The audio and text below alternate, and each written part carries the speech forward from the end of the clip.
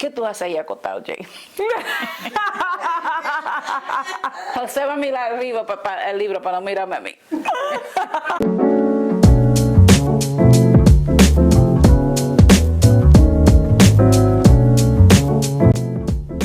Hi everyone, welcome to La Mesa Blanca again.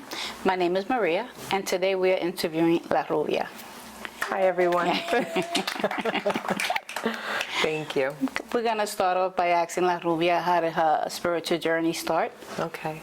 So I want to say the spiritual journey started pretty young. The first time I visited a medium, I think I was 6 years old. Wow. Yeah, so 6 years old in Canada with my family. My mother is of Gypsy descent, Nice. Gypsy descent of Hungarians.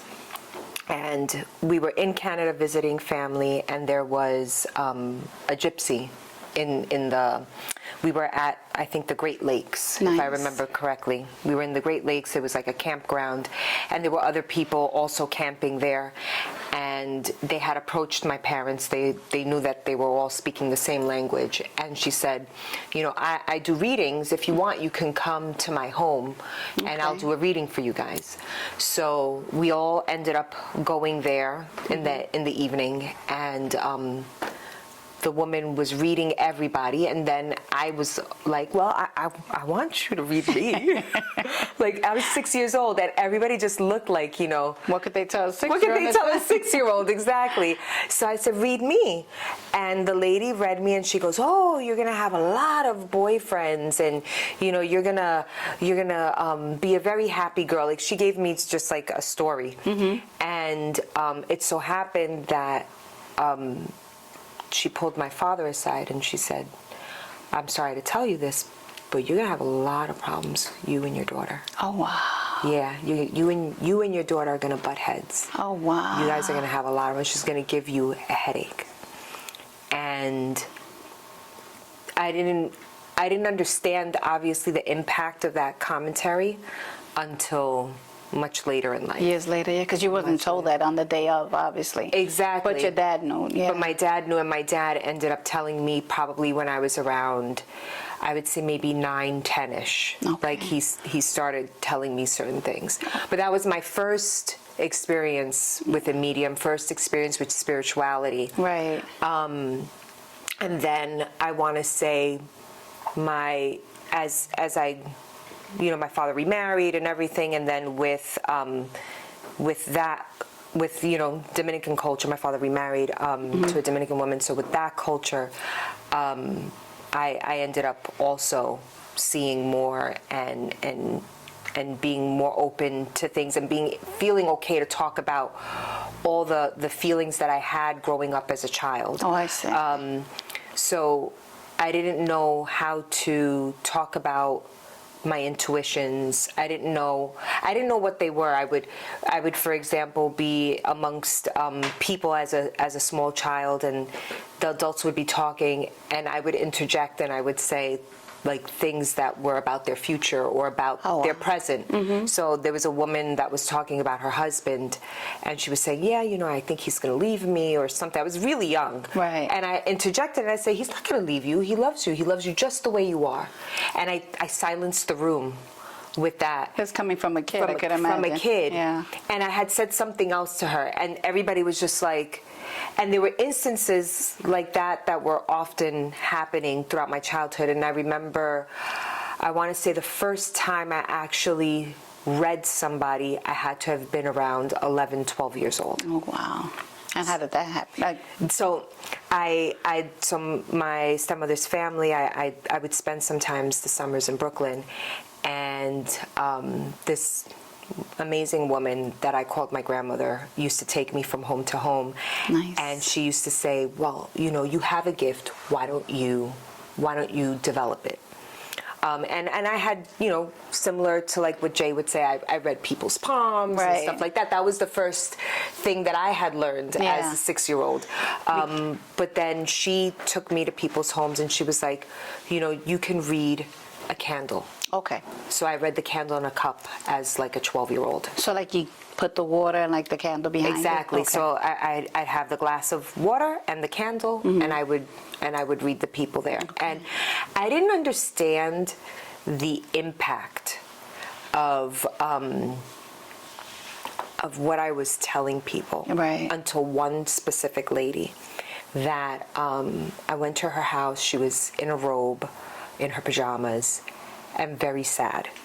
And you were still a kid at the And I was time? still a kid. I was, that 11, 12-year-old mark. And she asked me, am I going to live? Oh, wow. That's got to be a And lot for a kid, yeah. That was such a charged question for a 12-year-old. And I remember sitting down and questioning myself, like, can I give her this answer? So you knew the answer, what they were telling you. So I sat down and I concentrated and I gave her her answer. I gave her her answer. And I think about that woman often. So do you mind sharing what the answer was? So yes, that she was going to live. Okay, good. That she was going to live. But it was, did I give her false hope? Yes. Did I, I didn't know. I know what I said. Right. And I gave her that.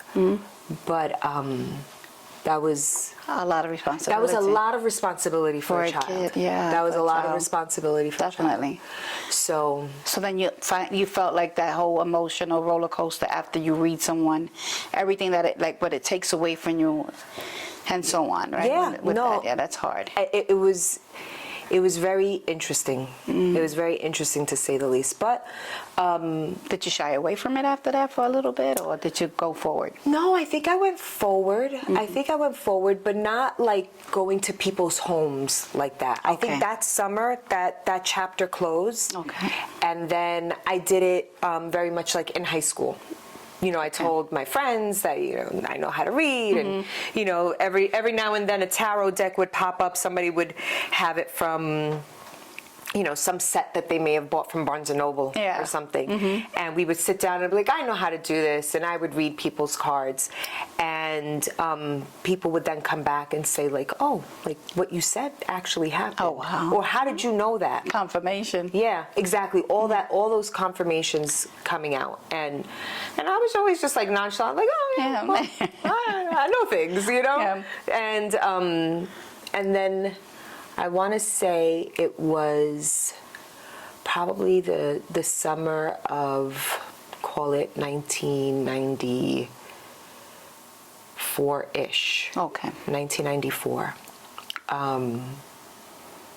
And that was another like really impactful year where I went to someone's home, and that was the first time I met, like, I don't want to say it was the first time I met the Rubias. It was the first time I intimately talked Okay. to them. Right. Where I sat down with them and I spent, So now you're like in your teens. I'm in my teens, Okay. and I spent like 2 days with them. Oh, wow. So it was in front of a family member's home, and this girl had just started working, and I went into her home, and it was like from morning to night, and they asked me to stay with them, and I Okay. did. Was that like in the Dominican It Republic? was in the Dominican Okay. Republic. Yeah, it was in the Dominican Republic. And it was an experience that was out of this world. Wow. It What did it was- feel like? Felt like home, or? It felt right. Okay, good. It definitely felt right. It felt like I needed to be there. And I wanted to be there. I wasn't scared. I wasn't trying to understand Right. it. I was just like really going with the flow. That's beautiful. So it was an amazing experience. And they had told me, one day you're going to have this, you're going to have an altar Oh my even God. bigger than this. And I just looked at them like, You didn't believe it at the time? no, I was just like, all right, sure. And then on my second day, as I was leaving, I was coming back to New York, she went and plucked a bunch of the, they were picture frames. They weren't statues at the moment. Yeah. The girl, her altar, she plucked a bunch of picture frames and a prayer book. Nice. And she said, "Here, this is for you to take back because you need this." Oh, that's beautiful. So that was my first altar, and I came back to New York, and I put up my first altar in my room. That's so beautiful. So you Yeah. kept, and you took care of it, or you just put it Yeah. up? No, Did you know what to do with it exactly? They explained a little bit to me, and not like other people that really grew up in the whole practice of it all, but they explained a little bit to me, and I did it, and it felt right. I put up my table, I put up my pictures, I had a glass of water there for them, and I had candles. Beautiful. Yeah. So you just kept taking care of them? And I kept taking care of them. That's I kept so taking beautiful. care of them. And then I remember going off to college. Okay. And I took them with me. Oh, wow. I took them with me, and I kind of like hid them under my desk. And I'd put them up, and I had like a candle, and I would light it because we weren't allowed to have candles in college. So I would light it, and I would let it there, and then I would shut it off so that my RA didn't yell at me. That's beautiful. Yeah. So then you did your college years, and So everything was smooth as you were still taking care of them? So still taking care of them into my college years, and then I met my husband. I met my boyfriend at the time. Okay. And I remember telling him, like, oh, I also believe in these things. And he was just like, oh, so do I. He was just like, you're not telling me anything new. And I was like, oh, like, whew, okay, thank God. Because not everybody does. No, not everybody does. And he happens to be Dominican. Yes. But even like that, not every Dominican understands exactly. that. Yeah. Or approves, or Exactly. And especially in Dominican Republic, as I lived there, you weren't. I thought it was okay to talk about that stuff. Yeah. Depending the crowd that you're hanging out, the people that yes. you're hanging out with. Yeah. Yeah, and It's not. It's not. It's not okay. So so I was happy that he Was okay with all that. with it. Yeah, so I good. didn't have to hide it from him. I didn't have to Yeah. say, like, I believe and I like to serve them. Yeah, which is so beautiful because this is becoming such a big part of your life. That's right. It's a part of your life. So you want to make Exactly. sure the person that you're meeting or you're dating is going to understand that part of you. Exactly, and that's something that you can share with them. Exactly. So- That's beautiful. So we were. So then afterwards, after we, got married and together, I continued serving them, Okay. and I always wanted to find someone like that girl Right. that I had went to. So there was something very. I had been to Intriguing and It was a very different spiritual feeling, almost of protection, okay. that you feel when you visit and speak with the Rubias. Yeah. And It feels like home, right? it does. It feels like you've gone to like your grandparents' Yeah. house. And I always was searching for that again, that someone that worked in that way. Because I went to people that read cards, palms, glass of water, all of that. I did all of that. But it's a very different feeling Yeah. when you go and you find a center. Yeah. that So you there can- was something missing. There was something missing, and it was that piece. Yeah. And I remember my mother-in-law's friend comes over, and he's like, I found this lady in Queens. It's like, I found this lady, and we've got to go. And I was just like, all right, I'm there. And I remember going and knocking on that white door. Yeah. And going into the hallway and down into the basement and sitting down for the first time. And waiting patiently my turn. Oh, okay. I guess Yeah. you're talking about my mom's house? Yes. Yeah. And waiting patiently my turn. And that's when I was just like, You felt like you were home. I was like, it's here. Amen. It's here. Amen. It's here. And that's where I met your mom and you and obviously and everybody. So that part of that journey up until me finally realizing why I was needing that started. Because it was like, that girl in DR, she, you know, with the spirits that she was working with, she told me, like, you need this. Exactly. Okay. And I'm going to make sure that you get it. And I know it's not for me, but you're going to find it. And little bits and pieces throughout the whole journey to get to your mom, people would tell me, like, you're going to meet somebody one day and she's going to help you. Right. And then I had a medium that I used to go to, and her name was Doña Juana on Riverside Drive, if anybody knows her. And I went to Doña Juana, and she told me, I'm too old, I can't help you in that way, but Maria's gonna help you. And you didn't even know Maria at the time? I didn't even meet your mom. And I was like, okay, fine. And then I meet her. And then someone says, oh, there's another girl, and she also works, you know, and she works with Belia, you need to go see her. And I was like, okay. So I went to Doña Maria, and I was like, okay, now I'm going to go to this girl. Yeah. So I go to this new girl, and she goes to someone's hair salon to just, like, spend the evening there to consult a couple people.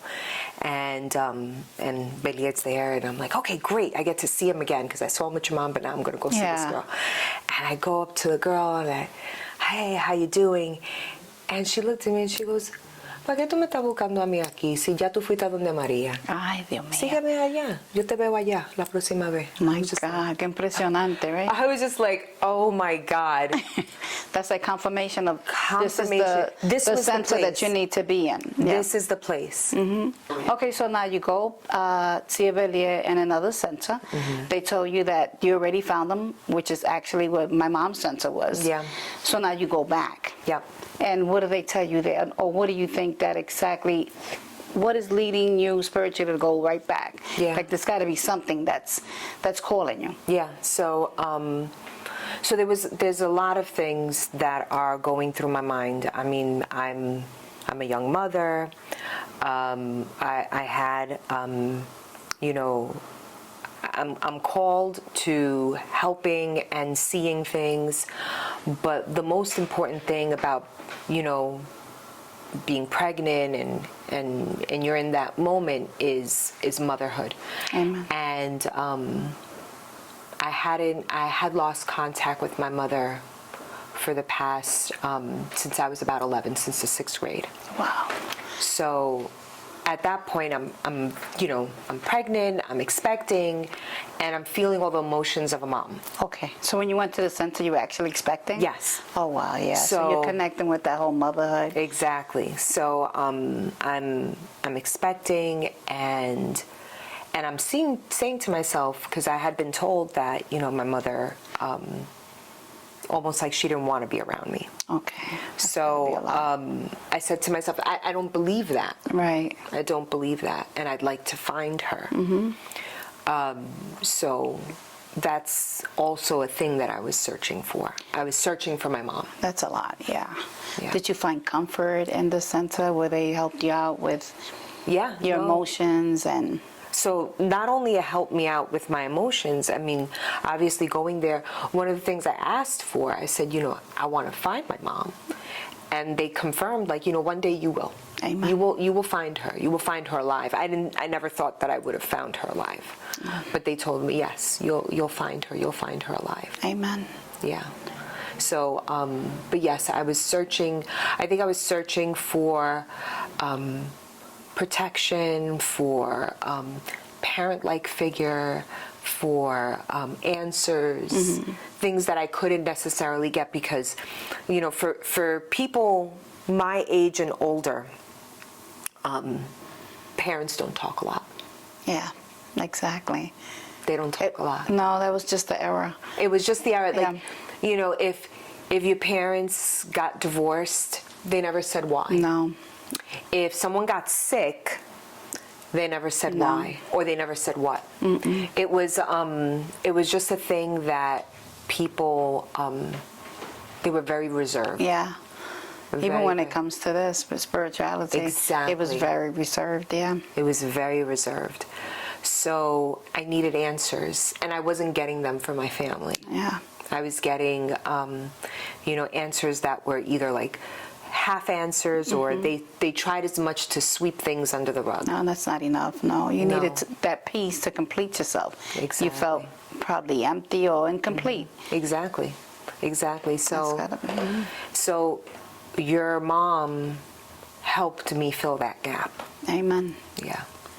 And do you want to say how so? Like, Yes, I'm trying to. yeah, I know it's got to be really emotional. Like, Yeah. there's nothing like a mom that's like sacred. Eso es sagrado. And being expecting yourself. Yeah. You're going through all that connection already. From the first moment you find out that you're expecting, you connect with that baby, and you connect with your mom. Exactly. Automatically. You get to understand all the decisions your mom made in her life, and understand that she's a human, and it's And really love. emotional, and love. Mainly then it's love, because people a lot of time expect so much from their moms, and they forget the fact that mothers are human. And Yeah. I'm sorry that you're okay. feeling emotional, but I'm glad you're letting it out. And I'm so happy you're sharing all of this with us. You know, it's important to Yeah. share for Sorry. yourself also. So now you're in the center. I'm glad you found a place that you can call home within the center. And I know a big part of it was you wanted to find your mom. So if you don't mind sharing, like, how long did it take you Sure. through that journey of finding your mom? Yeah. So, I mean, I got to the center, and I would say probably almost 10 years later. Wow. So, and I remember first asking, it was, I want to say all of them, because your mom had set days to speak with Certain. each. Yeah. So if I remember correctly, Tuesdays was Bélier. Fridays was Candelo. Yep. And then Saturday was always Gede. Yes. Yeah. Yeah, And that's sometimes a guest appearance of Anaisa. Yeah. Yes. Every now and then. Every now and then. So, you go somewhere for 10 years, you end up seeing all of them at some point. Exactly. So, and I would always ask them that, will I find them? They always said yes. And then there was one specific year, there was Okay. one specific time that Ogun was working with your mom. Okay. And that wasn't a normal thing. He normally didn't consult. But there was that one day That he showed up. that he was there consulting. And I asked him, when will I find my mom? And he said, this year. Oh, wow. He said, this year you're going to find her. He said, Amen. he said, this year you're going to find her. And he said, and when you find her, I want you to bring dark grapes for everybody to share. Beautiful. Yeah. for So everybody that's to what you share. had to give back. That's what I had to give That's the only back. thing he was asking for. That was what he asked for me to give back. He said, but yes, he was like, this year you will find your mother. Okay. And I mean, and I searched high and low. I hired people to search for her. I did a lot of legwork of my own, and a lot of the times I hit nowhere. Wow, that end. A lot of dead ends, a lot of dead ends. But then finally, that year, I guess all the work that I finally did all easily came together at once, and I found her. Amen. And I found her, and then I went back to the center, and So beautiful. and I gave thanks. And you got to find her And I got to find her, and still living. I didn't think I was going to find her alive. I thought I was going to find a tombstone. Thank That's God what you I did. always thought. And 20 years later, I found my mom, and I reconnected with her. Amen. Yeah. You got a lot to be thankful for. And Yes. It was a miracle. Es un milagro lo que te hizo. It was sí. a miracle. And I think, like, off the camera, we were talking that, I had a lot of beautiful miracles in my life. My kids, Yes. my husband, these were all beautiful miracles that I had in my life. But this was a little different. Me finding my mom was Yeah. different. It's not more or less than my kids. Yeah. Just different because different. it was my kids and my husband were effortless. Amen. But my my mom was a struggle. Yeah. So it was a 20-year struggle of trying to get her back into my life some way, somehow. And you did. So And I you did. finally got that closure I find that you needed. Yes. To move on, yeah. Yes. And to bond. And to Which- bond yeah, and to with have a your mom. relationship with her. Yeah, you know. And to be able to reconnect. Exactly. And to accept. Exactly. All that they taught you at the same time. Yep. And you taught yourself. You know, that's a Exactly. beautiful thing. Exactly. With a lot of, with newfound family. Amen. You know, I was able, and I want to say that for so many people that went to your mom, we found community, Amen. we found family, and we were in it all together. Amen. Yeah. Like the way me and you are still together. yes. 7 years later. Yes. They put us together for Yep. a reason, yeah. Yep. We are blessed. you know. Yes. Community is everything. Absolutely. Especially a spiritual community. Yes. Yeah. Yes. And you were always, you and your dad were the two people that greeted me every single time Amen. I came in. And I would always stop by. You were always in the kitchen doing something, always. And I would stop there for a couple seconds to chat with you, and then I would go downstairs. Yeah, I remember that. Yeah. Who would have known, right? I know. All these years later. It's a All these blessing. years. Absolutely. And watching your kids grow. Yes. And your The nieces same way I and saw nephews. yours grow. Yes. Yes. Yeah. And we were very blessed. We are very blessed. Yes, we are. We're very blessed. Definitely. Do you want to add more of your spiritual, what else did you find in that house? Or? So, I mean, there's so many beautiful things, right? It was having someone to hold your hand through Amen. life. And that spiritual aspect of it. Yeah. It was, Yeah. With that one story enough, it's like such a Yeah. big one that I don't want to make it look like it's small. It's Yeah. To have everyone be a part of that and to Sure. apoyarte through all that process Exactly. was really important for you. Yes. And I'm so glad you got closure Yes. with that. Yes. So what would be your spiritual advice for someone else that's looking for a community, Yeah. a spiritual community?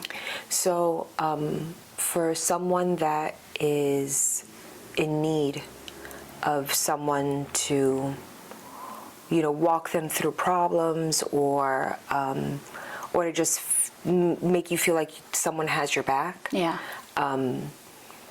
Obviously, for me, I was searching. So, yes, search, but it should feel right. Amen. It should feel right.